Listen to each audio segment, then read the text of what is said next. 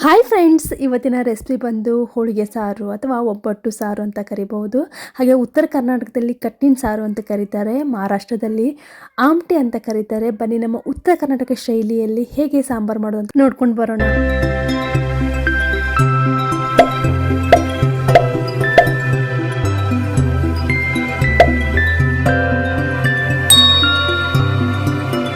ಮೊದಲೇದಾಗಿ ಒಂದು ಕಡಾಯಿ ತಗೊಂಡು ಅದಕ್ಕೆ 1 ಟೇಬಲ್ ಸ್ಪೂನ್ದಷ್ಟು ಎಣ್ಣೆ ಹಾಕಿ ಒಂದು ಅರ್ಧ ಕಪ್ಪಿನಷ್ಟು ಒಣ ಕೊಬ್ಬರಿನ ಈ ಥರ ತೆಳ್ಳಗಾಗಿ ಕಟ್ ಮಾಡ್ಕೊಂಡು ಇಟ್ಕೊಂಡಿದ್ದೀನಿ.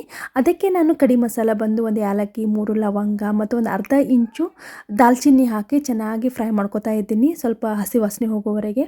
ಆಮೇಲೆ ಒಂದು 10ರಿಂದ 15 ಎಸಳು ಬೆಳ್ಳುಳ್ಳಿ ಮತ್ತು ಅರ್ಧ ಇಂಚು ಶುಂಠಿ ಹಾಕ್ಕೋತಾ ಇದ್ದೀನಿ. ಇದು ಟೇಸ್ಟು ಫ್ಲೇವರ್ ತುಂಬ ಚೆನ್ನಾಗಿ ಕೊಡುತ್ತೆ. ಹಾಗಾಗಿ ಒಂದು ಮೀಡಿಯಮ್ ಸೈಜ್ ಈರುಳ್ಳಿಯನ್ನು ಈ ಥರ ಉದ್ದಗೆ ಹೆಚ್ಕೊಂಡು ಅದನ್ನು ಹಸಿ ವಾಸನೆ ಹೋಗುವವರೆಗೆ ಚೆನ್ನಾಗಿ ಫ್ರೈ ಮಾಡ್ಕೋಬೇಕು.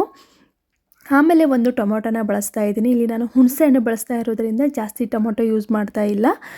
ಇದಕ್ಕೆ 1 ಟೀ ಸ್ಪೂನ್ದಷ್ಟು ಜೀರಿಗೆ ಮತ್ತು ಸ್ವಲ್ಪ ಕರಿಬೇವು ಸೊಪ್ಪು ಹಾಕಿ ಚೆನ್ನಾಗಿ ಮಿಕ್ಸ್ ಮಾಡ್ಕೋತಾ ಇದ್ದೀನಿ. ಕರಿಬೇವು ಸೊಪ್ಪು ಈ ಥರ ಹಸಿ ಹಾಕೋದ್ರಿಂದ ತುಂಬ ಟೇಸ್ಟ್ ಕೊಡುತ್ತೆ, ಕೊನೆದಾಗಿ ಹಾಕಿದರೆ ಚೆನ್ನಾಗಿ ಅನಿಸುತ್ತೆ.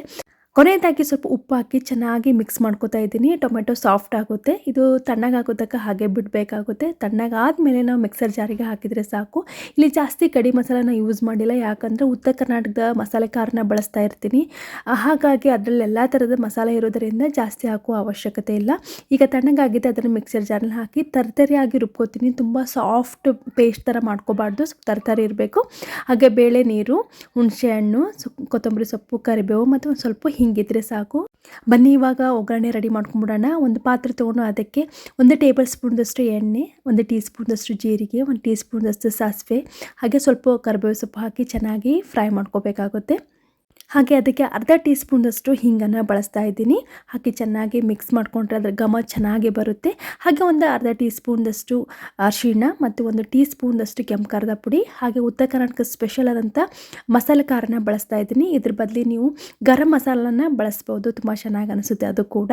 ಹಾಗೆ ನಾನು ಏನು ಪೇಸ್ಟ್ ಮಾಡಿ ಇಟ್ಕೊಂಡಿದ್ದೆಲ್ಲ ಪೇಸ್ಟನ್ನು ಇದರಲ್ಲಿ ಹಾಕ್ತಾ ಇದ್ದೀನಿ. ಹಾಕಿ ಅದು ಖಾರದ ಜೊತೆ ಚೆನ್ನಾಗಿ ಮಿಕ್ಸ್ ಆಗಲಿ ಅಂತೇಳಿ ಒಂದು ಸ್ವಲ್ಪ ಹಾಗೆ ಫ್ರೈ ಮಾಡ್ಕೊತಾ ಇದ್ದೀನಿ. ನೋಡ್ಬೋದು, ಚೆನ್ನಾಗಿ ಈ ಥರ ಮಿಕ್ಸ್ ಮಾಡಿಕೊಂಡು ಇದಕ್ಕೆ ಇವಾಗ ಒಂದು ಅರ್ಧ ಕಪ್ಪಿನಷ್ಟು ಹುಣಸೆ ನೀರು ರಸನ ಬಳಸ್ತಾ ಇದ್ದೀನಿ. ಹುಣಸೆ ನೀರು ರಸ ತುಂಬಾ ಇಂಪಾರ್ಟೆಂಟು ಈ ಸಾಂಬಾರಿಗೆ, ಅದಿದ್ದರೆ ಟೇಸ್ಟ್ ಕೊಡುತ್ತೆ. ಹಾಗೆ ಅದಕ್ಕೆ ಏನು ಮಿಕ್ಸರ್ ಜಾರಿಗೆ ಇನ್ನೊಂದು ಸ್ವಲ್ಪ ನೀರು ಹಾಕಿ ಅದನ್ನು ಮಿಕ್ಸ್ ಮಾಡಿ ಹಾಕ್ತಾ ಇದ್ದೀನಿ. ಸೊ ನೆಕ್ಸ್ಟ್ ಬಂದು ಒಂದು ಸ್ಪೆಷಲ್ ಇಂಗ್ರೀಡಿಯೆಂಟ್ ಅಂತ ಹೇಳ್ಬೋದು ಈ ಸಾಂಬಾರಿಗೆ. ಅದು ಬಂದು ಬೇಳೆ ಹೋಳಿಗೆ ಮಾಡುವಾಗ ಬೇಳೆ ನೀರನ್ನು ತೆಗೆದಿಟ್ಕೊಂಡಿರ್ತೀವಿ, ಅದನ್ನು ಇಲ್ಲಿ ಬಳಸ್ತಾ ಇರ್ತೀವಿ. ಹಾಗಾಗಿ ಇದಕ್ಕೆ ಬೇಳೆ ಹೋಳಿಗೆ ಸಾಂಬಾರು ಅಂತಂತ ಕರಿಬಹುದು ನೀವು. ಸೊ ಎಲ್ಲರೂ ಒಬ್ಬಟ್ಟು ಸಾಂಬಾರು ಅಂತಂತಾರೆ ಅಥವಾ ಹೋಳಿಗೆ ಸಾಂಬಾರು ಅಂತ ಕರೀತಾರೆ. ಅದಕ್ಕೆ ಇವಾಗ 2 ಗ್ಲಾಸಷ್ಟು ನೀರನ್ನು ಹಾಕ್ತಾ ಇದ್ದೀನಿ. ನೀವು ನೋಡಿ ತೆಳುವಾಗಿ ಅಥವಾ ದಪ್ಪಾಗಿ ನೀವು ಸಾಂಬಾರನ್ನ ಮಾಡ್ಕೋಬೋದಾ. ಆದಷ್ಟು ಮೀಡಿಯಮ್ದಲ್ಲಿ ಇದ್ದರೆ ಚೆನ್ನಾಗಿರುತ್ತೆ ಸಾಂಬಾರು. ಕೊನೆಯದಾಗಿ ರುಚಿಗೆ ತಕ್ಕಷ್ಟು ಉಪ್ಪು ಮತ್ತು ಸ್ವಲ್ಪ ಬೆಲ್ಲನ ಬಳಸ್ತಾ ಇದ್ದೀನಿ. ಇದರ ಟೇಸ್ಟ್ ಬಂದು ಹುಣಸೆಹಣ್ಣು ಬಳಸಿದ್ದರಿಂದ ಹುಳಿ ಮತ್ತು ಸ್ಪೈಸಿ ಆಗಿ ಇರುತ್ತೆ, ಹಾಗೆ ಸ್ವಲ್ಪ ಸ್ವೀಟು ಇರುತ್ತೆ. ತುಂಬ ಚೆನ್ನಾಗಿ ಅನಿಸುತ್ತೆ, ಎಲ್ಲರೂ ತುಂಬ ಇಷ್ಟಪಡ್ತಾರೆ. ಅದಕ್ಕಾಗಿ ಅಷ್ಟು ಫೇಮಸ್ ಅಂತ ಹೇಳ್ಬೋದು ಹೋಳಿಗೆ ಸಾಂಬಾರು. ಇದನ್ನು ಚೆನ್ನಾಗಿ ಕುದಿಸ್ಬೇಕು, ಅಂದರೆ ಅದರ ಟೇಸ್ಟ್ ಡಬಲ್ ಆಗುತ್ತೆ ಸಾಂಬಾರು ಅಂತ ಹೇಳ್ಬೋದು. ಹಾಗೆ 2ರಿಂದ 3 ದಿನ ಇಟ್ಟರೂ ಕೆಡುವುದಿಲ್ಲ, ಅಷ್ಟು ಚೆನ್ನಾಗಿರುತ್ತೆ ಈ ಸಾಂಬಾರು. ಕೊನೆಯದಾಗಿ ಕೊತ್ತಂಬರಿ ಸೊಪ್ಪಿನಿಂದ ಗಾರ್ನಿಷ್ ಮಾಡಿದರೆ ನಮ್ಮ ಉತ್ತರ ಕರ್ನಾಟಕ ಸ್ಪೆಷಲ್ ಕಟ್ಟಿನ ಸಾಂಬಾರು ರೆಡಿ ಆಗುತ್ತೆ. ನಮ್ಮ ಉತ್ತರ ಕರ್ನಾಟಕ ಶೈಲಿಯಲ್ಲಿ ಹೇಗಿರುತ್ತೆ ಅಂತ ಒಂದ್ಸತಿ ಚೆಕ್ ಮಾಡಿ ನೋಡಿ, ತುಂಬಾ ಚೆನ್ನಾಗಿ ಅನಿಸುತ್ತೆ. ನೀವು ಒಂದ್ಸತಿ ಟ್ರೈ ಮಾಡಿ ಹೇಗಿದೆ ಅಂತ ಕಮೆಂಟ್ ಮೂಲಕ ನಿಮ್ಮ ಅನಿಸಿಕೆಗಳನ್ನು ತಿಳಿಸ್ಬೋದು. ಮತ್ತೆ ಒಂದು ಹೊಸ ವಿಡಿಯೋದೊಂದಿಗೆ ಸಿಗ್ತೀನಿ. Thank you for watching.